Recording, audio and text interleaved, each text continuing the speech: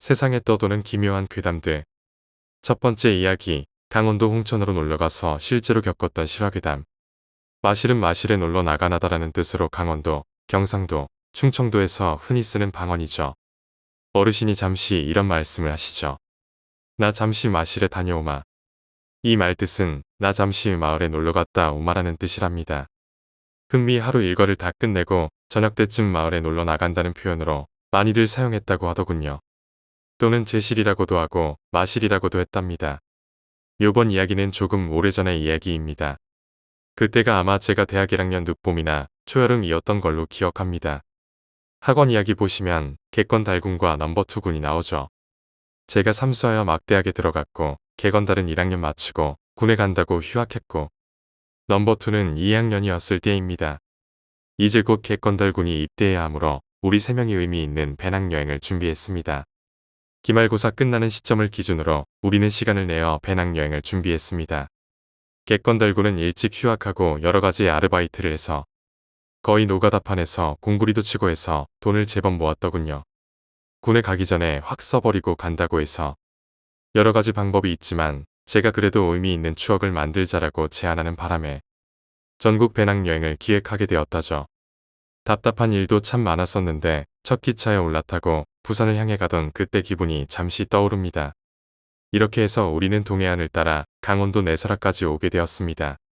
그때 우리는 홍천을 지나 더 올라갔었는데 아마 인제는 못 미치는 것 같고 여하튼 홍천과 인제군 사이쯤 되었을 겁니다.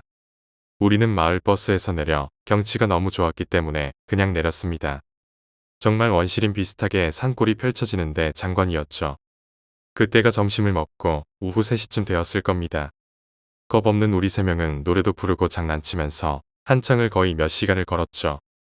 도로를 따라 걸었는데 이상하게 도로가 점점 작아지더니 나중엔 비포장도로와 연결되더군요. 조금 걱정이 들었지만 이 좁은 땅에 설마 길 잃어버리겠냐? 그냥 발이 가는 대로 가자라고 했죠. 헌데 점점 주위에 풀들이 커오기 시작했고 길은 갈수록 좁아지고 이정표도 없고 슬슬 걱정이 되어오는 겁니다. 이때 그냥 되돌아갈까 하는 의견과 갈 때까지 가보자 설마 사람 사는데 안 나오겠냐? 라는 의견으로 갈리고 결국 갈 때까지 가보자로 합의 보고는 계속 갑니다. 이제는 차도 못 들어 갈 것 같이 길이 좁아졌습니다. 주위 풀들도 더 키가 커지고요. 뭐 이딴 게 다 있어. 이정표라고 있던지 아니면 사람이라도 다니던지 분명 길인 거로 봐서는 사람이 다녀야 되는데 사람 한 명 안 보이는 겁니다. 슬슬 겁이 나기 시작했습니다. 날이 저물어 가는 게 느껴졌기 때문이죠. 걱정은 되었지만 혈기왕성한 젊은 놈 3명이서 못할 게 없는 시절이었죠. 까짓거 갈 때까지 가보자였죠. 지금까지 온 길을 생각하면 다시 돌아가봤자였죠. 6시쯤이었는가 길은 심하게 작아져 갔고 겨우 경운기한데 지나갈 정도였죠. 이거 느낌으로 보니 계속 산속으로 기어들어가고 있다는 겁니다. 한참 돌아갈까 걱정을 했는데 그나마 길이 있으니까 뭐라도 나오겠지 생각했습니다. 가다가 쉬고 음료수랑 빵 먹고 놀다 보니 시간이 더 간 거였습니다. 아, 그때 마침 저쪽 모퉁이 돌아가는 부분에서 누군가 자전거를 타고 오시는 거였습니다. 몸에 얼마 만에 보는 사람인가 했습니다. 50대 중반쯤 되어 보이는 아저씨였는데 붙잡고 물어보니 우리가 한창 헤매었다는 것을 알 수 있었죠. 이 길은 사람이 거의 안 다니는 옛길이고 마을에서 주도로까지 신길이 뚫려서 이쪽 길은 사람이 거의 안 다닌답니다. 우리가 어찌 이 길로 접어들었는지 궁금해하더군요. 그리고 넉넉히 1시간 정도 걸어가면 마을이 보일 거라 하시더군요. 마을에서 주도로 가기 길이 잘 닦여져 있어서 10분 정도 걸어 나오면 버스 탈 수 있다네요. 그럼 우리는 도대체 어디서 길을 잘못 들어서 몇 시간씩 걸렀는지 모르겠더군요. 아저씨께 인사하고 계속 걸어 나오는데 휘파람이 절로 나오더군요. 뭐 1시간 정도면 마을이 나올 거고 거기서 대충 1박 하던지 큰 도로 나와서 버스 타고 시내로 들어가던지 그때 가서 생각하기로 합니다. 우리는 주위 풍경을 감상하며 계속 걸어 나가는데 좀처럼 마을이 보이지 않더군요. 그동안 갈림길이 한번 나왔었는데 우리는 작은 샛길보다는 큰 길 쪽으로 가닥을 잡아서 계속 걸어왔더군요. 어느새 날이 저물고 서서히 어둑어둑해지는 겁니다. 이거 좀 이상하군요. 아저씨 말로는 걸어서 넉넉히 1시간 정도로라고 했는데 벌써 2시간째입니다. 우리는 아까 샛길을 잘못 갔나 해서 다시 되돌아가서 좁은 쪽으로 다시 가기로 했습니다. 이젠 어두워서 앞이 서서히 안 보일 지경이 다 되어갑니다. 마침 우리 중에 한 명이 손전등이 있었습니다. 그 손전등은 조그만 녀석이라 앞길 밝히는 수준이 너무 약했지만요. 그 녀석에 의지하여 계속 걸어 나갔습니다. 이 손전등으로 말할 것 같으면 우리가 포항인가 울산인가에 있을 때 뽑기 기계에서 뽑은 중국의 역작인 거였죠. 뭘 바라겠습니까? 몇 번 번쩍 거리더만 불이 퍽 하고 꺼지는 거였습니다. 할 수 없이 최대한 다리를 빨리 놀려서 움직이고 있는데 그날따라 하필 치읓같이 어두운 거였습니다. 달빛이라도 있으면 어찌 해볼까 하는데 너무 어두웠습니다. 그때부터 서서히 울기 시작하는 풀벌레 소리에 부엉인가 뭔가 새소리까지의 흠이 완전 공포 분위기 조성이 팍 되는 겁니다. 우리가 건장한 청년 3명이었기에 망정이지 혼자 이런 곳에 있으면 아마 오금이 저릴 정도였죠. 우리 3명은 말도 거의 없었습니다. 단지 이곳을 최대한 빨리 벗어나기를 바라는 마음만이 가득했습니다. 그때 넘버이가 한쪽을 가리키며 외쳤습니다. 저기 불빛 같은 데라고 해서 모두 그쪽을 보니 불빛 같기도 하고 아닌 것 같기도 하고 애매하지만 희미한 무언가가 반짝이는 겁니다. 일단 그쪽까지 가보자 하고 걸음을 옮기는데 불이 너무 많아서 길인지 아닌지도 구분이 잘 안 되는 거였습니다. 솔직히 너무 어두워서 마치 정글을 헤치고 간다라는 표현이 맞을 듯 싶네요. 근데 이상하게 한창을 간 것 같은데 그 불빛은 계속 저만치에 있는 겁니다. 넘버2가 맨 앞서 가더니만 길을 발견한 모양입니다. 그때부터 서서히 달빛이 비추더니 사물이 눈에 들어오기 시작하더군요. 그나마 손전등이 깜빡깜빡했지만 잠시라도 불이 들어와 주니 중간중간 체크해 가면서 가는데 근데 뭔가 슥하고 바람이 지나가는 것처럼 느껴지길래 고개를 들어보니 사람 같습니다. 저희하고 정확하게 얼마나 떨어진 건지 자세히 기억이 나지 않지만 거의 20m 정도라고 생각이 드네요. 너무 어두워서 집중해서 봤는데 사람이 맞더군요. 그것도 형체를 보니 배가 만삭인 것 같은 아주머니였습니다. 우리 3명 다 임산부라고 생각할 정도로 배가 동산만 했습니다. 그리고 우리와는 반대쪽으로 걸어가고 있는 듯 했습니다. 우리가 소리쳐 불렀는데 대답을 안 하시고 계속 가시더군요. 하는 사이에 계속 가시는데 우리가 따라가려고 허둥하는데 어둠 속으로 묻혀져 가더군요. 아주머니하고 몇 번을 불렀는데 돌아보지도 않으시고 계속 가시더군요. 젊은 청년 3명이서 임산부 1명 못 따라잡네요. 정말 이상하다고 생각이 들었는데 마침 또 손전등이 불이 들어와서 주위를 비추었더니만 우리가 서 있는 자리가 길에서 좀 떨어진 덤불 속이었네요. 허겁지겁 길 위로 올라가니 저쪽에 그 아주머니가 막 모퉁이를 돌아서는 것처럼 보였습니다. 저희는 갸우뚱했습니다. 우리가 비록 덤불 속에 있었지만 주위가 조용해서 충분히 우리 소리 들었을 건데 왜 대답 없이 그냥 가셨지 했습니다. 그리고 임산부가 이 길을 걸어 다닐 정도면 바로 마을이 앞에 있지 않나 하는 생각에 우리는 아주머니가 오고 있던 길로 힘차게 걸어 나갔습니다. 얼마 가지 않아 우리 생각이 맞다는 것을 알았죠. 딱 모퉁이 돌자마자 불빛이 우리 눈에 들어왔거든요. 길이 꼬불꼬불 산길이라 직선거리가 안 나와서 우리가 못 본 거였죠. 좁은 길을 따라 그 집 앞마당으로 들어섰는데 근데 딱 한 채더군요. 주위에 다른 집이나 불빛은 전혀 없고 딱 한 채만 덩그러니 있는 겁니다. 불빛은 방 안에서 나오고 있었고요. 우리 3명은 일단 잠자는 곳 확보가 최대 우선이었기에 아무런 거리낌 없이 집 마당으로 들어섰습니다. 그리고 외쳤죠. 방문을 열고 얼굴을 내민 분이 할머니셨습니다. 누구세요? 무슨 일이신가? 저희는 자초지정을 이야기하고 하룻밤 자고 가도 되냐고 부탁을 했죠. 할머니 말고 할아버지도 계셨는데 흔쾌히 사랑채를 내주시더군요. 초여름이지만 산골이라 그런지 조금 춥더군요. 우리는 할아버지가 내주신 이불 좀 두텁게 깔아놓고 누웠더니 정말 살맛이 나더군요. 슬슬 피로가 몰려오는 게 잠이 오기 시작하는 겁니다.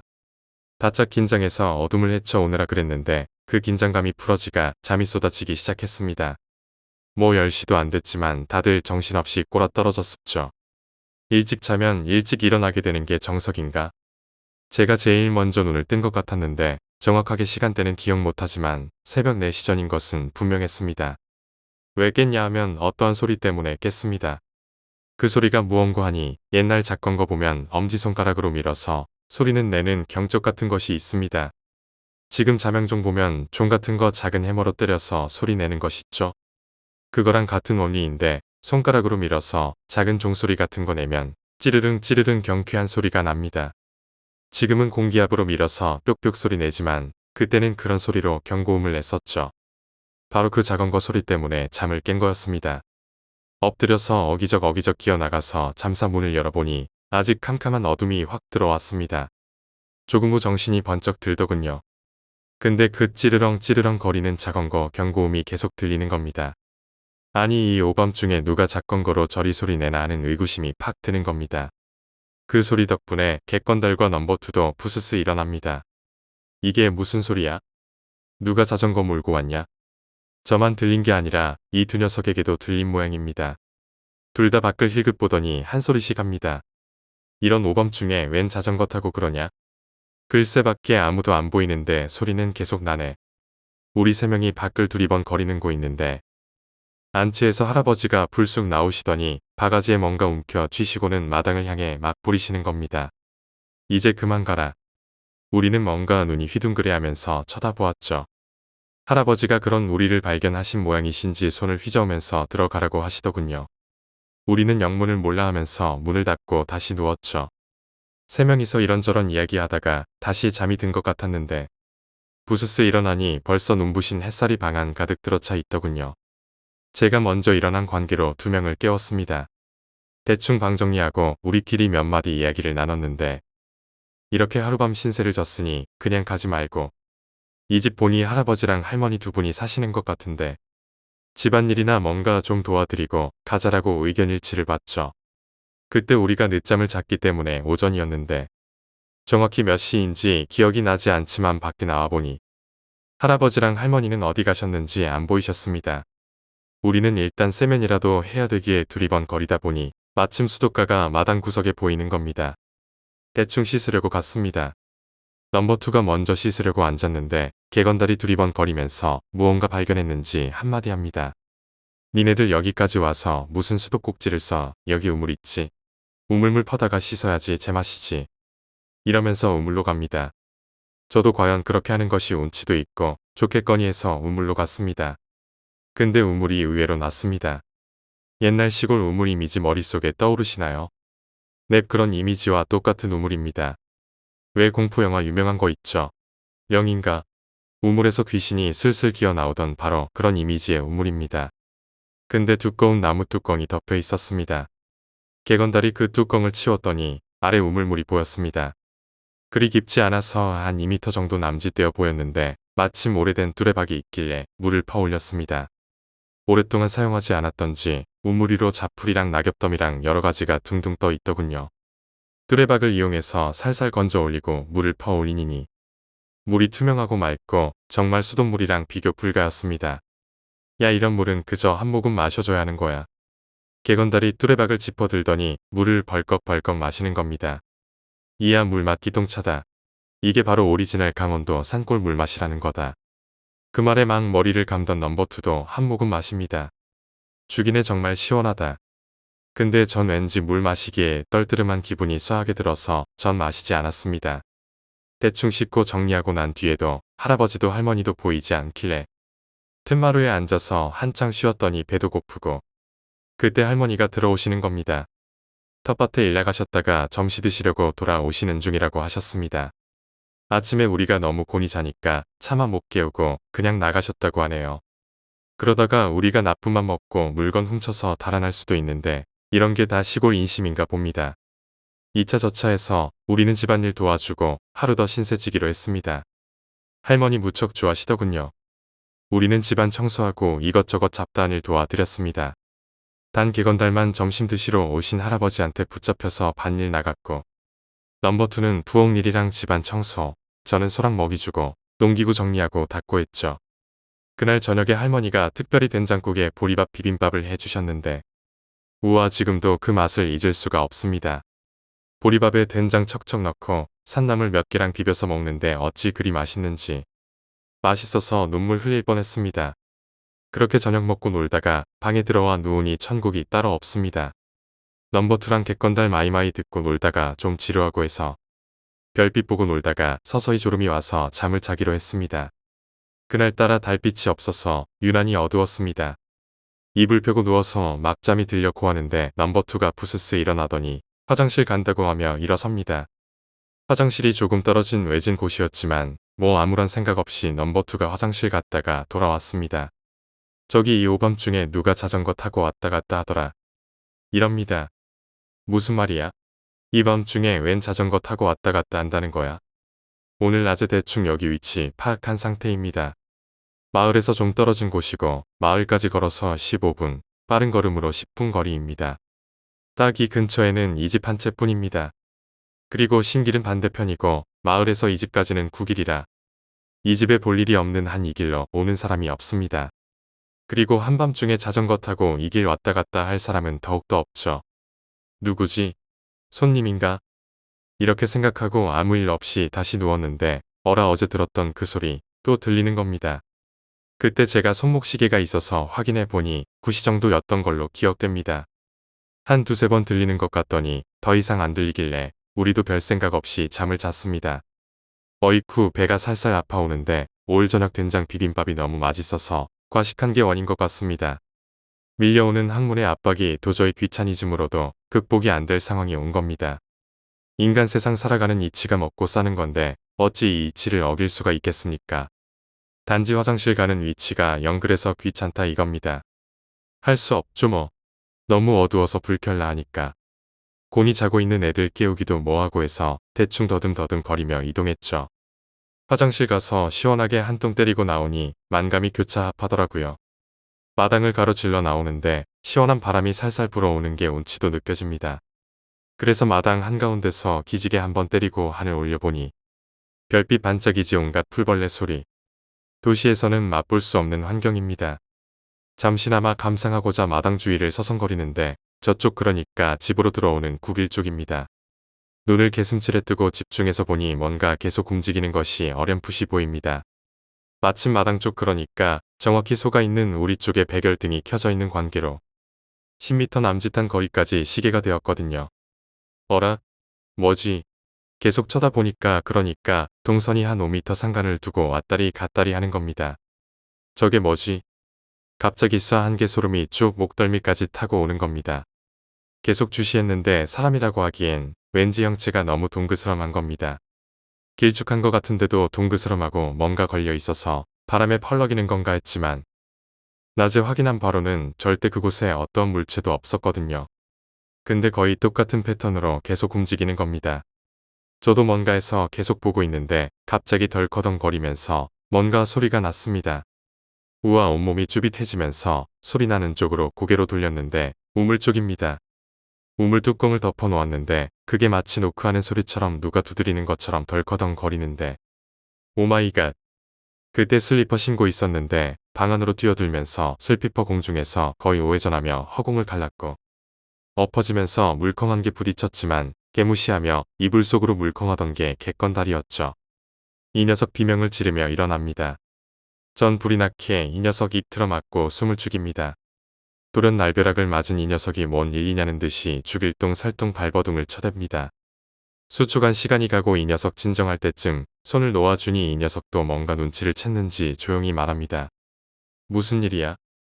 제가 방금 있었던 일을 말해주니까 이 녀석 방문을 살짝 열고 고개를 내밉니다. 전 객건달 끌어안고 같이 밖을 봅니다. 저거 봐. 저게 뭐야? 객건달이 아까 제가 봤던 그 물체를 보고 있는 겁니다. 사람도 아니고 뭔가 계속 움직이는 듯한. 그러다가 가만히 있기도 하고 한 5분 동안 주시했는데 일정한 패턴은 아니더군요. 객건달이 넘버 2도 깨워서 3명이서 보고 있는데 그때 다시 우물에서 뭔가 덜커덩거립니다. 풀벌레 소리에 썩여서 들렸지만 워낙 독특한 소리라 한 번에 알아들을 수 있는 그런 소리였습니다. 객건달이 최대한 소리 안 내고 문을 닫고 이불 뒤집어 쓰고 이야기합니다. 한번 가보자. 오늘 낮에 보니까 저곳에는 아무것도 없었어. 우리 남자잖아. 한번 가보자. 궁금해서 못 참겠다. 내일 확인하면 되잖아. 무슨 궁금한 게 그렇게 많아. 그냥 자자. 내일 보면 알 것인데. 넘버 2가 말하고 누웠지만 궁금한 것은 궁금한 겁니다. 3명 다 잠은 못 자고 두는 말똥말똥 거리면서 시간을 보냈는데 드디어 올 게 왔습니다. 넘버 2가 신호가 온 겁니다. 하기사 저녁밥 맛있다고 그렇게 먹었는데 신호가 안 오는 게 이상할 터였죠. 한 놈이 오니까 다른 놈도 연쇄 반응이 옵니다. 저야 조금 전에 해결하고 왔기 때문에 상관없지만 두 놈이 서로 눈빛을 교환하더니 손잡고 화장실 가기로 합니다. 저 혼자 방에 남아 있어야 하지만 그래도 밖보다는 안이 안전하다고 판단해서 저 혼자 방에 있기로 하고 넘버2와 개건달이 화장실 갑니다. 화장실 가기 위해서는 마당을 가로질러 가야 하는데 마당 한가운데 우물을 정확히 지나쳐야 한다는 겁니다. 왜 이 우물이 신경이 쓰였는지 모르겠습니다만 저와 달리 개건달과 넘버2는 별 신경 안 쓰는 모양입니다. 녀석들이 화장실 들어가는 것을 확인하고 고개를 돌렸는데 거의 30분 이상 보이던 그 물체가 보이지 않는 겁니다. 도대체 무엇일까 하면서 궁금해하고 있는데 개건달이랑 넘버2랑 우당탕 거리며 뛰어들어오는 겁니다. 뭐야 왜 그래? 아까 그거 저쪽에서 움직이던 거 이제 밥다만까지 왔어. 전 미듯이 밖을 내다봤습니다. 아무도 없었죠. 글쎄 개건달이 먼저 화장실 일 보고 넘버2가 들어갔었죠. 그리고 넘버2가 딱 나오면서 보니 개건달은 자신을 보고 있었고 그 개건달 뒤로 누가 서 있는 겁니다. 그건 여자였고 갑자기 개건달 뒤로 싹 숨었는데 개건달이 그때 움직이니까 그 여자가 없어졌다라는 겁니다. 넘버2가 미친 듯이 달리니까 엉겹결에 개건달이 따라서 달린 겁니다. 넘버2 이 녀석 한창 달달 떨다가 갑자기 말합니다. 생각났다. 어제 이 집 찾아오다가 왜 임신한 여자 본 적 있지? 저거 분명 그 여자야. 임신한 여자가 한둘이겠냐? 배가 엄청 불렀던데. 라고 제가 말했습니다. 가만히 생각해보니 아까 그 물체 사람인지 아닌지 의구심이 들었던데. 형체가 동그스럼해서 그랬던 거였는데 이제 확실해지는군요. 사람이 맞고 그것도 임신한 여자였던 겁니다. 어라 이 집에 사시는 분은 할아버지하고 할머니 분이셨는데 어찌 이 집 들어오는 입구에 임신한 여자가 이 오밤중에 서 있는 거냐였습니다. 소름이 쭉 올라왔습니다만 마을까지 거리가 남정네 빠른 걸음으로 10분 이상인데 사람도 안 다닌다는 그 길에 웬 임신한 여자입니까? 어떻게 설명해야 될지 몰라 난감합니다. 만약 그 여자가 이 집에 온 게 맞다면 할아버지나 할머니가 나왔을 텐데 사람이 왔는데 모른 척 할 수도 없고 우리는 인사하러 큰 기침 한 번 하고 동시에 나왔습니다. 분명 넘버2 말로는 앞마당까지 왔다는 그 임산부는 커녕 개미 새끼 한 마리 없는 겁니다. 세 명 다 툇마루 위에서 꼼짝없이 얼어붙어서 두 눈만 이리저리 굴려봅니다만 싸늘한 바람만 횡하는 불뿐이었습니다.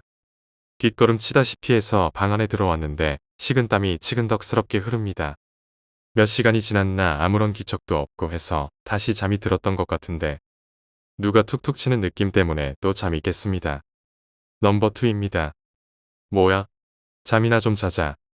또 소리 들린다. 이 소리 안 들리냐? 자전거 벨소리입니다. 개건달은 언제 일어났는지 문틈으로 밖을 살피고 있습니다.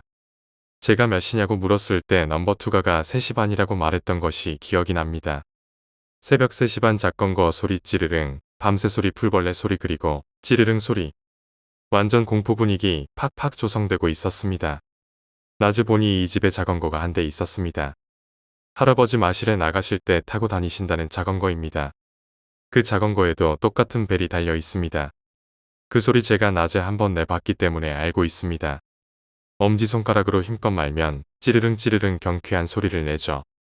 그거 소리 내려면 상당한 힘으로 엄지손가락을 밀어둬야 하는데 다른 조건에서는 임의로 그런 소리를 낼 수 없죠. 어제도 그렇더니만 오늘도 그 소리가 나는 것은 도저히 설명이 안 되는 겁니다. 거의 10분 동안 소리가 나 것 같은데 도저히 어느 쪽에서 소리가 나는 건지 거리가 얼마 정도 떨어진 것인지 구분을 할 수 없다는 겁니다. 꼭 마당 앞쪽에서 들리는 것고 같고 저쪽 구길에서 들려오는 것도 같았습니다. 잠시 후 더 이상 소리가 안 나는 것을 확인했고 시계를 보니 4시 반 정도 되었습니다. 우리끼리 궁금함을 모시겨 이리저리 주절주절 거리다 잠이 들었는데 아침이 되어서 누가 방문을 흔드는 바람에 눈을 떴습니다. 우리는 할머니께 잠깐 마실 다녀오겠다고 하니 우리에게 그럼 어서 일어나서 씻으라고 말씀하셨습니다. 할아버지는 들에 벌써 일하러 나가셨고요. 할머니가 우리 방을 나가시고 한창 동안 뒤척이다가 부스스 일어나서 방 정리하고 씻기 시작했습니다. 어제처럼 우물물 떠서 머리 감고 이 닦고 했는데 전 우물이 계속 신경 쓰여서 그냥 수돗물에 씻고 이 닦고 했습니다. 개건달하고 넘버2는 우물물 벌컥벌컥 마시며 정말 시원타 하고 있는데 갑자기 얘들아 그거 안 돼 그거 열면 옆에 수도 있는데 우물물은 왜 마시고 그래? 언제 오셨는지 할머니가 손사래를 치며 놀라서 말씀하십니다. 막 물을 들이키던 개건달이 멍하니 할머니를 쳐다봤습니다. 할머니는 불이 나게 뚜레박을 빼서 들더니 우물 안으로 던져 넣으시고는 급하게 뚜껑을 닫았습니다. 이거 메우던지 해야지. 넘버2하고 개건달이 놀라서 멍하니 있는데 곧 할아버지 오신다고 아침같이 먹자라고 하시고는 그냥 부엌으로 들어가 버리십니다. 그것 봐, 괜히 우물 뚜껑 열고 물 퍼마시고 하니까 안 좋아하시잖아. 우물에 괜히 뭔가 들어가면 그렇잖아. 멀쩡히 여기 수도 놔두고 괜히 우물물 퍼서. 우리 세 명은 할머니가 왜 그렇게 놀라시는지 알 수 없었습니다. 조금 후 할아버지께서 오시고 해서 함께 식사를 하고 잠시 쉬고 있을 때였습니다. 개건달이 불쑥 어제 있었던 일을 이야기했습니다. 할아버지, 어제 누가 야간에 왔다 갔다 하던데요. 그리고 자전거 벨소리 시끄럽게 나던데 못 들었습니까? 갑자기 할아버지와 할머니가 사색이 되시더니 우물쭈물 하시던 것 분명 기억이 나네요. 개건달이 고개를 갸우뚱하면 재차 말합니다. 그리고 그 이상하게 임신한 분 아주머니 한 분도 어제 저녁에 저쪽에서 왔다 갔다 하시던데 아시는 분이십니까? 갑자기 이 말에 할머니가 막 우시는 겁니다. 개건달이 놀라서 뭔 일인가 했습니다. 뭔가 하지 말아야 할 이야기를 꺼낸 것인가? 우리 세 명은 어찌할 바를 몰라 할 때 할아버지가 담배를 한 대 꺼내 무시더니 허공을 바라보십니다. 할머니는 계속 훌쩍거리시고 계셨습니다. 알고 보니 할아버지 할머니가 두 분만 여기 사신 것이 아니었습니다. 자식복이 없으셨던 두 분은 정말 늦게 늦둥이 하나 보셨답니다. 오기야 금이야 키워서 좋은 색시 만나서 장가도 가고 그렇게 소원이던 손주도 보게 된 겁니다. 헌데 그렇게 착실하던 아들이 어느 날 못된 사람들 꿰매 빠져서 노름에 빠졌더랬습니다. 여기 아주 촌이라서 도박이라고 해서 그렇게 심각하게 생각하지도 않았고 그냥 심심풀이 정도라고 생각들 하셨죠. 어느 날부터 귀가 시간이 계속 늦어지더니 결국 모아놓은 돈 다 날리고 밥까지 저당 잡혀서 노름에 빠진 거였습니다. 그리고 매일 술이 엄청 취해서 비틀거리며 들어왔다고 합니다. 옛날 그때는 신길이 없었고 구길이 따라 자전거를 타고 다녔는데 아내는 노름보다는 어두운 밤길을 술이 떡이 되어 들어오는 남편이 걱정되어서 집 앞측 구길에서 집으로 들어오는 입구에서 남편을 기다리는 게 일과가 돼버렸죠. 만삭이 다 된 채로 말입니다. 그날 할아버지 내외부는 어떻게 자식 뜯어 말릴까 고민하시다가 잠자리에 들었고 아내는 남편 걱정에 집 앞에서 서성거리기며 기다리기 시작한 거였죠.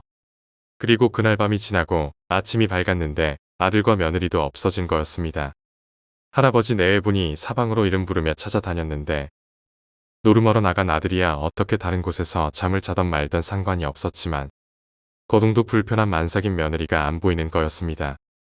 할아버지는 마실에 내려가서 동네 청년들 모아놓고 찾기 시작했고 할머니는 집 주변을 찾아다닐 때쯤 경찰이 온 거죠. 아드님의 시신이 발견됐다고요. 아들은 그날 밤 1시까지 노름판에서 노름하다가 집으로 돌아오는 길에 술이 엄청나게 취해서 주위 사람이 말렸는데도 불구하고 자전거 몰고 갔다고 했습니다. 그리고 돌아오는 길에 몸을 못 가누고 자전거와 함께 쓰러졌는데 뾰족한 돌뿌리에 머리가 심하게 부딪힌 그 상태로 밤을 보냈고 그렇게 과다출혈로 사망한 거였습니다. 이런 천청병력이 또 어디 있겠습니까? 그때가 지금 이맘때라고 하더군요. 아들 장례 치리고 집안 완전 풍지박산 났는데도 며느리가 보이지 않는 겁니다. 만삭인 채로 어디로 갔는지 경찰이 수사를 시작했지만 이 좁은 촌에 사람 하나 찾기는 아주 수월한데 그날 아들이 죽던 날 이후로 아무런 목격자도 없고 도대체 며느리는 어디로 사라진 건지 할아버지 내외부는 매일 넋놓고 지내시고 아들은 죽고 손주 임신한 며느리는 계속 행방불명이었다고 합니다. 그해 여름 지독한 가뭄 때문에 동네 물이 다 말라버렸습니다. 수도를 사용하는 동네 주민들은 마을 우물이나 냇가에서 물을 길러 먹었답니다. 근데 마을 큰 우물도 말라버려서 유독 할아버지네 우물만 마르지 않았답니다. 옆에 수도 달고 모터로 우물물 뽑아서 사용했는데 동네 주민들이 할아버지 댁에서 물을 길러갔습니다. 가뭄이 무지 심해서 동네 주민들 거의 할아버지 댁에 신세 앉은 분들이 없다고 하시더만요. 할아버지 내외분들도 두 분이 적적하니 계시다가 동네 주민들이 말상대라도 해주며 계속 오니까 힘든 게 덜하시더라는 겁니다. 그날도 동네 아주머니 몇 분이 물 길러 오셨는데 한참 나오던 수도에서 물이 나오지 않는 겁니다. 이상해서 우물 안을 쳐다보았는데 할아버지 우물도 거의 물이 말라가는 상태였지만 아직 물이 충분히 있는 상태였죠. 모터도 고장이 난 상태는 아닌데 아마도 우물 안에 있는 수도 파이프 입구 부분에 이물질이 끼어서 파이트가 막혔나 생각했다고 합니다. 동네에서 수도 수리하시는 분 불러서 그분이 직접 우물 안으로 내려가서 파이프 확인하러 간 겁니다.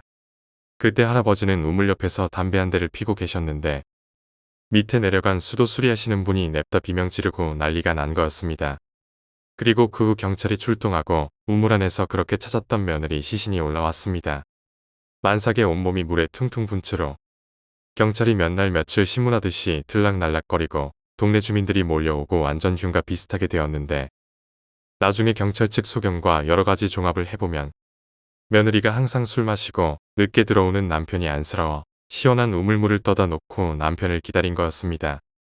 항상 저 멀리서 남편 자전거 소리 들리면 남편은 집 근처에 오면 일부러 자전거 배를 울려 댔답니다. 그럼 집 앞에서 시원한 물을 들여서 목을 축이시라고. 그날도 아마 우물물을 길다가 만삭이 배가 걸려서 앞으로 기울여졌다가 그대로 떨어진 것으로 추측했습니다.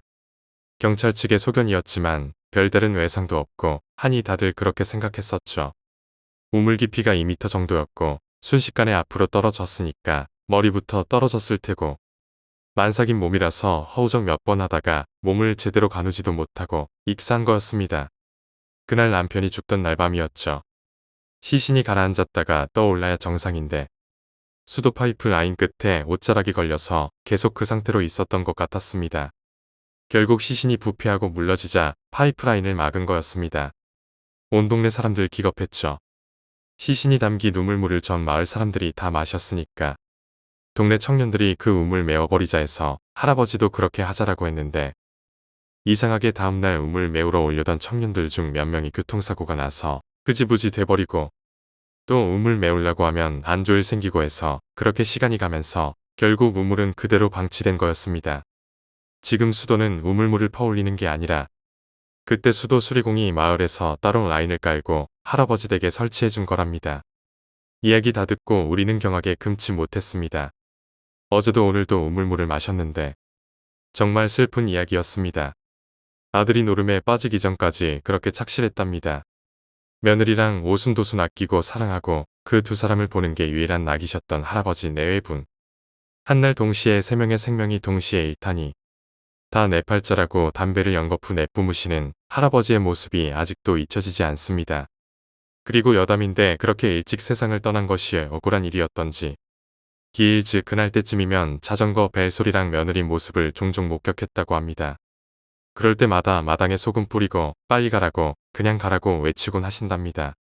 내가 먼저 죽어야 하는데 그런 험한 꼴 당하고 숨쉬고 사는 내가 더 밉다며. 그날 오후까지 머물다가 작별 인사드리고 나왔습니다. 마을 어귀까지 배웅 오신 할아버지께 애써 인사하고 돌아 나오는 우리 세 명은 착잡했습니다. 죽을 때 다 돼간다고 집을 팔려고 내놓으실 거라고 하시던데 내일이 바로 기일이라고 하셨습니다. 세 명의 생명을 앗아간 날이 내일이랍니다. 두 번째 이야기, 수행을 갔던 절의 우물에서 실제로 겪었던 실화괴담. 우리 회사는 조막질인 구석이 있어서 단합이 목적인지 정신수행이 목적인지 매년 신입사원들을 데리고 등산이나 캠핑을 하곤 한다. 올해는 어느 산 속의 절에서 수행을 하는 쪽으로 계획이 잡혀버렸다. 매년마다 사장과 더불어 기존 사원 중 인솔자가 한 명 같이 가는데 하필 올해는 사장이 갑작스러운 사정이 생기는 바람에 내가 인솔자로 혼자 동행하게 되었다. A, B, C라는 신입 3명을 데리고 신세를 지게 될 절에 가자. 주지스님과 S스님, O스님이 우리를 맞아주었다. 주지스님은 항상 미소를 띠고 있어 무척 상냥한 사람인 것처럼 보였다. 매일 아침 4시 반에 일어나 청소를 하고 좌선과 독경을 하는 일정으로 사흘간 이 절에 묵게 된다. 첫날 밤 신입 2명이 큰 소리를 질렀다. 무슨 일인가 싶어 달려갔더니 절에 있는 우물 안을 들여다보고 있었다. 무슨 일이냐고 묻자 둘이서 우물을 보고 있는데 갑자기 옆에서 여자아이가 나타나 우물로 떨어졌다는 것이었다. 산중에 있는 절에 그것도 한밤중에 웬 여자아이인가 싶었지만 일단 A가 S스님에게 달려가 황급히 사정을 설명했다. 우물 안을 들여다보기 전에는 주변에 아무도 없었습니다. 그런데 정말 갑자기 여자아이가 뚝 떨어졌어요. 빨리 구하지 않으면 빠져 죽어버릴 거예요. 하지만 S스님은 고개를 갸웃거릴 뿐이었다. 이 우물 안에 물은 없습니다. 먼 옛날에 이미 수맥이 끊어졌어요. 게다가 우물은 철판으로 닫아뒀을 터인데 A는 고개를 저었다. 아니에요. 열려 있었습니다. 거기다 첨벙하고 물소리까지 들렸어요. 너도 들었지? 곁에 있던 비도 고개를 끄덕였다. 분명 여자아이가 떨어졌습니다. 빨리 끌어올려야 해요. 우선 물이 있는지 확인해 보기로 했지만 손전등으로 비춰보니 우물은 확실히 바닥을 드러내 보이고 있었다. 그러는 사이 소란스러웠는지 주지스님이 왔다. 지금까지 있었던 일을 이야기하자 주지스님의 얼굴은 순간적으로 경직되었다. 이런 늦은 밤에 아이가 혼자 이런 곳까지 올 리가 없습니다. 여러분, 본당에 와주시지요. 독경을 합시다. 우물 뚜껑은 제대로 닫아두세요. 에이, 비는 물론이고 직접 우물 안을 보지 않았던 씨 역시 꽤 두려워하고 있었다. 솔직히 말하자면 나 역시 마찬가지였다. 사장에게 전화를 해 사정을 말하고 일정을 일찍 끝내는 게 낫지 않겠냐는 생각도 들었지만 그런 이야기를 사장에게 하자니 영 용기가 나질 않았다. 이틀째 밤 자기 전에 잠깐 짬을 내서 나는 담배를 피러 흡연소로 향했다. 흡연소는 그 우물 바로 옆에 있었다. 문득 우물을 바라보니 어제 닫아뒀던 철판 뚜껑이 치워져 있었다. 어라 하고 생각한 나는 우물로 향했다. 멍하니 우물 안을 들여다보자 갑자기 옆에서 여자아이가 떨어졌다. 물소리도 분명히 들렸다. 그때 A 역시 담배를 피러왔는지 내 곁에 다가와 왜 그러세요? 라고 물었다. 나도 봤어. 분명 여자아이가 떨어졌다고. 여기 위험해, 진짜. H씨도 보셨어요? 여기 진짜 위험한 것 같아요. 그냥 빨리 돌아가면 안 될까요? 나도 돌아가고는 싶은데. 그래도 이제 하루만 참으면 되니까 이제 자러 가자. 그 자리를 떠나려고 하는데 주지스님이 왔다. 무슨 짓을 하시는 겁니까? 위험하니까 철판을 열면 안 됩니다. 저희가 한 게 아닙니다. 저도 그 여자아이를 보고 말았어요. 옛날에 여기서 무슨 일이라도 있었습니까? 아무 일도 없었습니다. 여러분은 귀신에게 홀려 있는지도 모르겠군요. 본당에서 독경을 합시다. 철판을 닫고 따라오세요. 주지스님이 강경했기 때문에 우리는 찜찜한 기분을 억누르며 본당으로 돌아갔다. 하루만 참으면 돌아갈 수 있어서 나는 의식적으로 그 우물을 피해 다녔고 별일 없이 하루가 지나갔다. 자기 전에 한 대 피우고 잘 생각이었지만 어제 일이 뇌리에 남아 혼자 가기가 좀 두려웠다. A는 내가 가려고 하기 전에 벌써 혼자 갔다 왔다고 했다. 어쩔 수 없이 나는 참아보기로 했다. 하지만 한밤중 문득 잠에서 깬 나는 아무래도 담배 한 대 피우고 싶은 생각이 간절했다. 이걸 어쩌나 고민하고 있는데 옆에 누워있는 A가 깨어있는 것 같았다. A야, 안 자냐? 네, 아직요. 담배 피우고 싶어서 잠이 안 오네요. 너도? 나도 피우고 싶어 죽겠다. 지금 갔다 올래? 갈까요? 근데 이 시간에 거기 가도 될까요? 무서워서? 아니면 혼날까봐? 무서워서요. 그래도 둘이 가면 괜찮을 것 같긴 한데. 나도 무섭지만. 가자. 새벽 2시가 넘은 시간, 나와 A는 살금살금 흡연소로 향했다. 슬쩍 우물 쪽을 봤지만 철판은 잘 닫혀 있었다. 다행이라고 생각하며 담배를 피우고 있는데 발소리가 들려왔다. 접어, 접어, 접어, 접어. 점점 가까워 온다. 어둠 속에서 희미하게 발소리의 주인이 보이기 시작한다. 주지스님이었다. 큰일 났다 싶어. 죄송합니다. 도저히 담배를 못 참겠어서. 라고 사정을 설명했다. 하지만 주지스님은 그걸 무시하고 우물로 향했다. 뭘 하는 건가 보고 있자니 우물에 철판을 치우고 우리에게는 아무 말 없이 그대로 돌아갔다. 무슨 일인 걸까? 철판을 치우고 있던 건 주지스님이었다. 지금 주지스님의 행동은 누가 봐도 이상했다. 나와 A가 우물로 시선을 옮기자 우물 안을 들여다보고 있는 여자아이가 있었다. 그 뒤에는 스님이 서 있고 여자아이를 싱글벙글 웃으면서 보고 있다. 그리고 다음 순간 스님이 여자아이를 우물 안으로 밀어 떨어뜨렸다. 우리는 우물 안을 들여다보고 있어서 알아차리지 못했던 것이지만 여자아이는 떨어진 게 아니라 떠밀려 떨어졌던 것이었다. 스님은 여자아이를 밀어 떨어뜨린 후 기쁜 듯 싱긋웃었다. 어디선가 본 미소다. 나에게는 그 스님이 주지스님으로 보였다. 주지스님보다는 젊지만 분명 닮았다. 스님은 웃으며 사라졌다. 그러나 또 여자아이와 스님은 나타나고 방금 전과 같은 일이 반복됐다. 동영상을 되감아 다시 트는 것처럼 몇 번이고 여자아이는 스님에게 등을 떠밀려 떨어지고 스님은 기쁜 듯 웃는다. 나와 A는 멍하니 그걸 보고 있었다. 가위에 눌린 건 아니었지만 움직일 수가 없었다. 다만 그 광경을 계속 보고 있었다. 몇 번이나 반복된 것일까. 어느새인가 여자아이와 스님의 모습은 사라진 후였다. 나와 A는 아무 말 없이 멍하니 서 있었지만 문득 등 뒤에서 들려온 좋은 아침이라고 인사하는 소리에 B와 C의 목소리에 정신을 차렸다. 우리는 얼굴을 마주보고는 이미 다 타버린 담배꽁초를 버리고 새 담배에 불을 붙였다. 무슨 말을 해야 할지도 모르겠어서 그저 입 다물고 담배를 태웠다. 그러는 와중 S스님이 다가왔다. 이런 곳에서 멍하지 있지 말고 청소를 좀 도와주시죠. 나는 힘겹게 입을 열었다. 스님, 여기서 혹시 옛날에 무슨 안 좋은 일이라도 있지 않았습니까? 사실을 안다면 좀 가르쳐 주세요. 또 뭐라도 보신 건가요? 저는 아직 여기 온 지 3년밖에 안 됐거든요. 스님이라면 혹시 아실지도 모르겠네요. 나와 A는 아침 식사 후 스님에게 물었다. 스님, 혹시 이 절에서 옛날에 무슨 사건 같은 게 일어나지 않았습니까? 스님은 알 것 같다는 표정으로 입을 열었다. 우물에서 뭔가 보신 모양이군요. 저는 여기 온 지 10년이 넘었지만 제가 온 이후에는 별 일이 없었습니다. 다만 한 가지 이상한 일은 있었는데 이걸 말씀드려도 될런지. 스님은 뭔가 고민하는 듯한 모양새였다. 일단 비밀로 해두시면 좋을 것 같습니다. 실은 전에도 우물 뚜껑이 열려 있던 일이 있었습니다. 제가 연 적은 없는데 주지 스님한테 한껏 혼이 났거든요. 하지만 아무리 닫아놔도 어느샌가 뚜껑이 열려 있는 겁니다.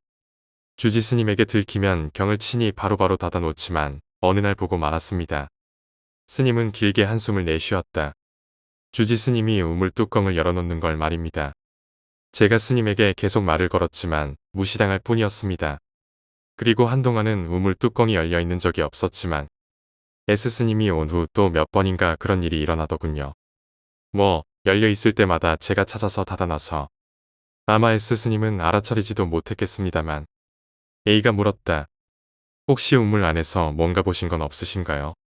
아무것도요. 저는 영감이 없는 건지 지금까지 한 번도 유령 같은 건 본 적이 없습니다. 주지 스님께는 우물 뚜껑을 연 것에 대해 물어보신 적이 있나요? 아니요. 그런 적은 없습니다.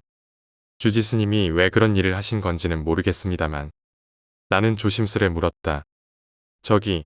혹시 의도해서 그런 게 아니라 무언가에 홀려서 그런 건 아닐까요? 아마 주지 스님이라면 그럴 리가 없다고 생각합니다만. 여러분, 무얼 보셨기에? 나와 A는 얼굴을 마주보고 말해야 하나 말아야 하나 고민했다. 결국 A가 입을 열었다. 여자아이가 우물에 떨어지는 걸 봤습니다. 여기 H씨도 저도 그리고 B씨도요. 그것뿐입니다만. 스님은 고개를 갸웃거릴 뿐이었다. 그런가요? 하지만 지금까지 특별한 일은 없었으니 아마 괜찮을 겁니다. 잊으시지요. 나 역시 더 이상 파고들 생각은 들지 않았다. 오늘은 절에서 떠나는 날이니 이제 됐겠지. 그날 정오 무렵 우리는 절을 떠나기로 했다. 주지 스님이 문 앞까지 나와 웃는 얼굴로 배웅해준다. 여기 처음 올 때 봤던 미소와 같은 미소일 터인데 도저히 주지 스님의 얼굴을 똑바로 바라볼 수 없었다. 인사를 건네고 절문에서 한 걸음 밖으로 나오자 갑자기 주지 스님이 미친 듯이 웃기 시작했다. 그러더니 갑자기 멈추더니 이번에는 아이처럼 울기 시작했다. 제정신이 아닌 듯한 광경에 B와 C는 도망쳤다. S스님과 O스님은 필사적으로 주지 스님을 말리고 있었지만 어쩔 도리가 없는 듯했다. 나는 걱정된 나머지 주지 스님에게 한 걸음 다가갔다. 그러자 주지 스님은 기쁜 듯 싱긋 웃었다. 그 얼굴을 보고 나와 A도 그 자리에서 도망쳤다. 회사로 돌아온 후에도 A는 이상한 사명감을 가지고 그 절에 관해 계속 조사하고 있었다. 거기다 나도 같이 조사를 도와달라고 달라붙어 오는 것이었다. H씨도 같이 조사해보시죠. 이대로는 그 여자아이가 불쌍하지 않습니까? 그건 도대체 뭐였을까? 마지막 그 주지스님 꼴은. 그건 그 여자아이 나름대로 우리한테 뭔가 이야기하려던 건 아닐까요? 우물에서 우리가 그 광경을 보고 있을 때 옆에서 그 여자아이가 계속 H를 보고 있었어요. 그 말을 듣고 나는 깜짝 놀랐다. 저는 눈치채지 못했던 것이다. 어쩌면 A의 말대로인지도 모른다. 그 여자아이는 자신의 존재를 알아차리지 못하는 S스님과 O스님 대신 우리에게 도움을 요구했던 것인지도. 뭔가 도와주고 싶다는 생각은 들었지만 내게는 무리였다. 솔직히 말해 몇 번이고 본 그 여자아이의 얼굴이나 모습은 잘 기억나지 않지만 주지스님의 웃는 얼굴만은 잊을 수가 없었던 것이다.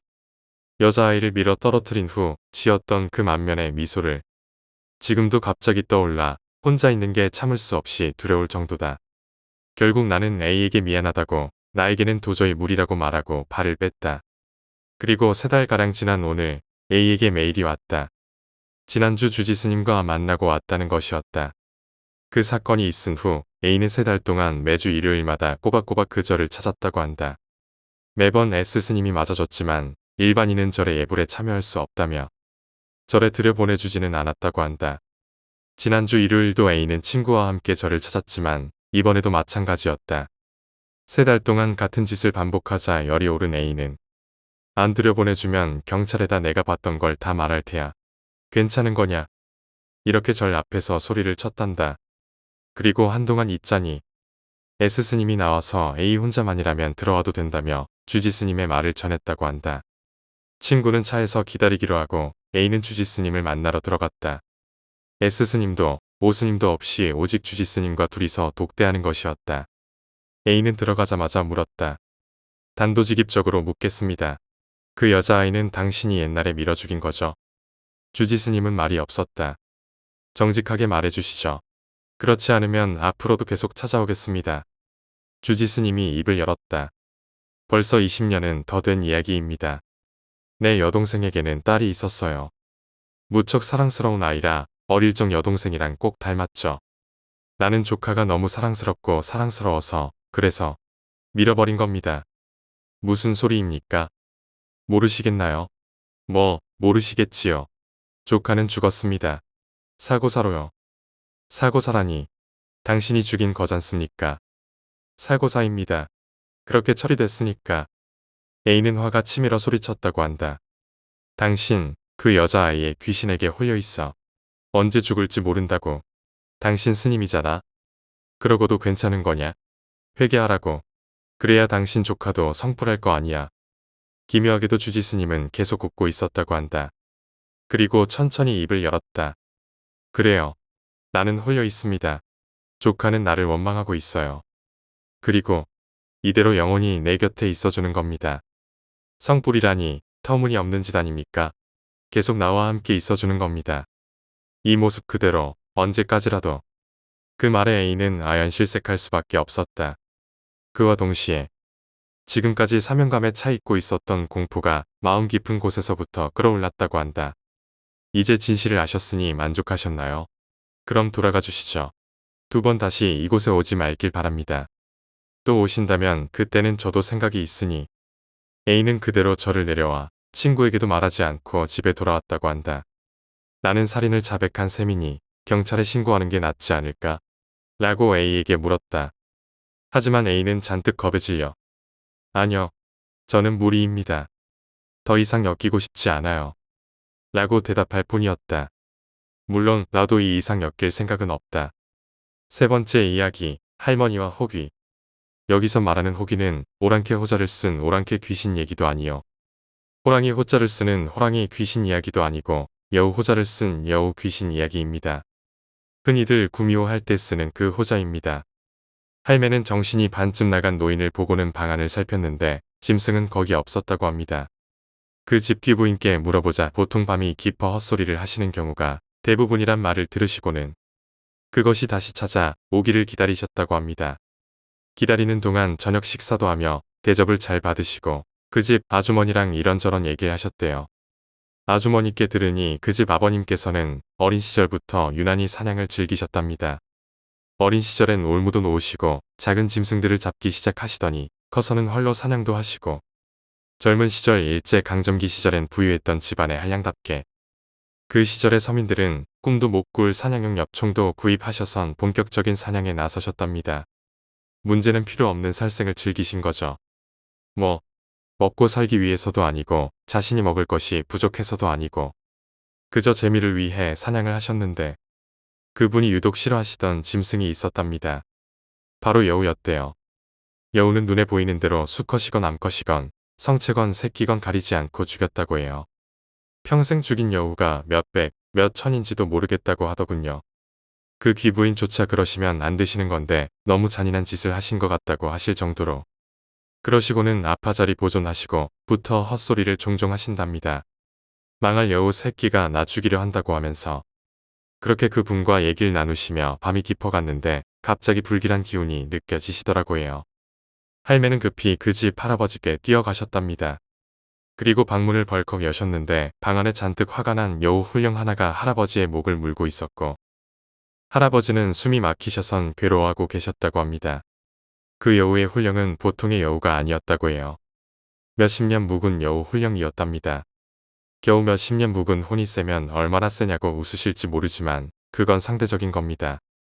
제가 인터넷 찾아봤는데 우리나라 토종 여우의 자연수명이 평균 12년이래요. 한 50년 묵은 거면 자연수명의 4배를 산 겁니다. 사람으로 치면 평균 수명 70이 넘은 지금 300살에 육박하는 괴물인 거죠. 실제 사람도 저 정도는 아니어도 평균 62면 장수했다고. 환갑잔치하던 시절에 120씩 사신 분이 실제 하잖아요. 제 주위에도 112세까지 사시고 돌아가신 할머니가 실제 계셨고 자기 평균 수명의 몇 배를 산 짐승들 얘기도 종종 있어요. 동물이건 사람이건 자기 수명을 넘기면 지혜로워지고 생각이나 내면에 정신이 깊어집니다. 노회한 반려동물이 꼭 사람처럼 행동하는 것 종종 보시죠. 그 여우 훌령은 상당한 영역을 가지고 있었다고 합니다. 자기 수명의 몇 배를 산 만큼 내공도 만만치 않았던 거죠.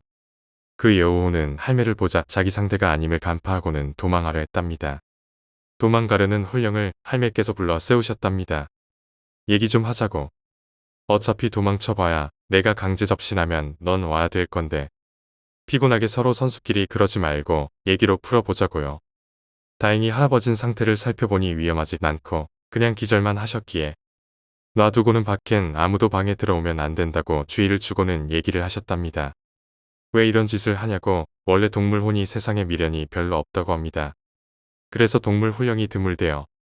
예외적으로 깊은 원한이 있거나 제 주인에게 애착이 깊었던 반려동물 중에서 죽어서도 곁을 못 떠나는 경우가 있긴 하지만 대부분 동물령은 죽는 순간 바로 저승으로 간답니다. 흔히 얘기하는 무지개 다리 건너서 본능만 남아 먹고 자고 번식하고 하는 동물은 원한을 남길 만한 욕망에 찌꺼기가 없기에 그냥 웬만큼 억울한 일이 있어도 쿨하게 저승 간답니다. 그래서 저승사자도 잘 데리러 안 온대요. 너도도 잘 찾아오니까요. 만약 동물도 원한 많이 가지고 복수심이 있다면 도축업에 종사하시거나 성남 모란시장 개장사 하시는 분들 무사할 수 있겠어요.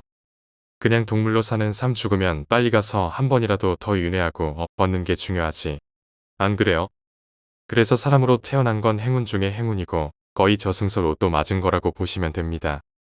짐승으로 100번, 1000번 윤회해야 할 죄를 사람으로 태어나면 자기 학이 따라서 한 방에 다 깔 수 있으니까요. 그런데 용서가 안 되는 원한도 있긴 하죠. 그 할아버지랑 그 여우랑 같은 지역에서 산계화근 이었어요. 그 여우가 낳은 새끼가 낳는 족족 그 할아버지의 손에 죽임을 당한 거죠. 한두 마리가 아니고 그 여우가 오래 산 만큼 많은 새끼를 낳았는데 거의가 그 할아버지 손에 희생당했다고 합니다. 살아서는 복수하고 싶었지만 여우 따위가 총든 사람을 이길 방법이 없으니 조용히 때를 기다리다 죽어서 복수하기 시작한 거랍니다. 할매 얘기가 그 정도 영역이면 단숨에 죽일 수도 있었을 건데 얼마나 복수심에 넘쳤으면 그리 조금씩 피 말리며 죽일 생각을 했겠냐시더군요. 나도 새끼를 가진 애미로서 그 심정 충분히 이해한다셨어요.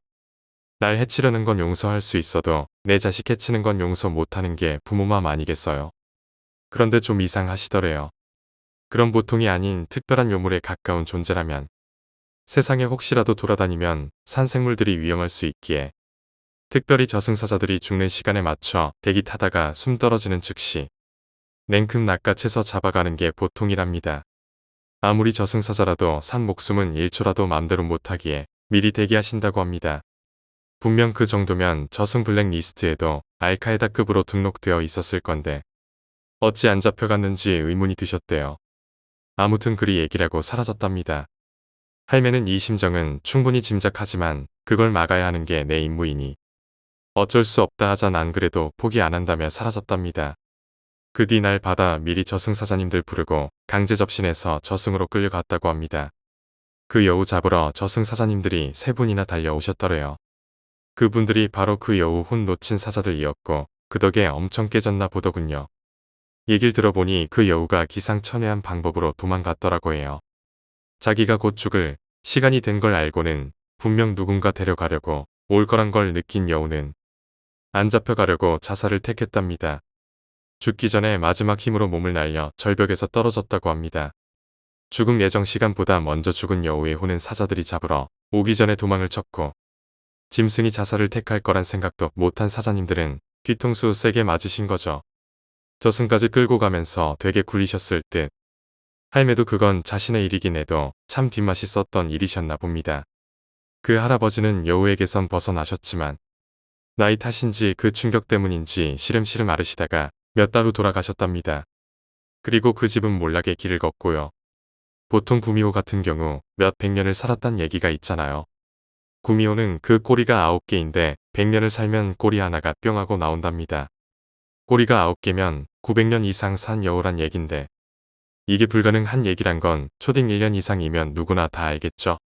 그런데 그런 전설의 구미호는 아니지만 정말 진상이었던 여우 귀신이 있었대요. 할매는 언제나 당신의 얘기라고 말씀하신 적은 없었어요. 그냥 옛날 얘기처럼 혹은 남에게 들은 얘기처럼 얘기를 해주셨었죠. 하지만 크고서 생각하니 알겠더군요. 그때 해주신 얘기들이 몽땅 할매의 경험담이었다는 걸요. 할매의 시점으로 바꿔서 얘기합니다. 할매는 그냥 남의 얘기인 것처럼 해주셨었지만 지금은 압니다. 할매 얘기인 걸. 신을 받은 지 얼마 안 되어 얘기입니다. 그땐 정말 혼신의 힘을 다해 의욕적으로 일을 하셨답니다. 소문은 금방 퍼져서 스타가 하나 났다는 얘기가 자자했다고 합니다. 그러던 어느 날이었답니다. 그땐 아마 할매가 포항에 계셨을 때의 얘긴 것 같아요. 어느 날 정말 성장을 하신 귀부인 한 분이 찾아오셨답니다. 딱 보기에도 보통 집의 딸이나 며느리는 아니셨다고 해요. 그때가 대충 짐작으로 50년대 후반쯤인 것 같은데 그 시절 우리나라는 정말 평균적으로 전부거지에 가까운 생활을 하던 시절이었잖아요. 할매가 보시기에 그분은 딴 세상 사람 같았다고 해요. 귀티가 좌알좌알, 개간지 그런데 그분의 어떤 부분도 문제가 없더랍니다. 그래서 할매는 그분의 문제가 아니라 집안이나 다른 어른의 문제이나 자식의 문제란 걸 눈치채셨다고 해요. 할매 앞에 앉으신 그분은 깊은 한숨을 쉬시면서 돈은 얼마가 들어도 좋으니 자신의 아버님을 한 번 봐달라고 부탁을 하더래요. 나이가 많으셔서 노망이 드신 거라 생각했는데 아무래도 말씀하시는 게 심상치 않다고 하시면서요.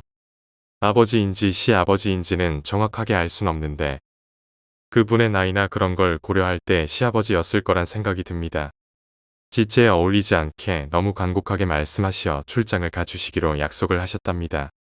그분은 그때 경주 쪽에 대단한 집안의 사람이었다고 해요. 할매가 그 집을 가시는 날 그 시절에 거의 없던 차까지 보내어 할매를 모시고 갔다고 하니까요. 그 집에 가셔서는 아주머니의 영접을 받으시곤 곧 그 집의 어른을 뵈러 가셨다고 합니다. 방문을 열자 피비린내랑 짐승 노린내가 코를 찌르더랍니다. 대단한 부잣집이라 할아버지 상태는 지극히 깨끗했지만 몸에 밴 냄새는 어쩔 수가 없어 절로 눈살이 찌푸려지더래요. 그분 정도면 짐승 도축하는 일을 하셨을 리도 없고 사냥으로 생계를 이어나갈 일도 없었을 거니 이유는 딱 하나뿐이더래요. 그분은 사냥으로 딴 생명을 뺏는 걸 취미로 하신 분이셨던 겁니다.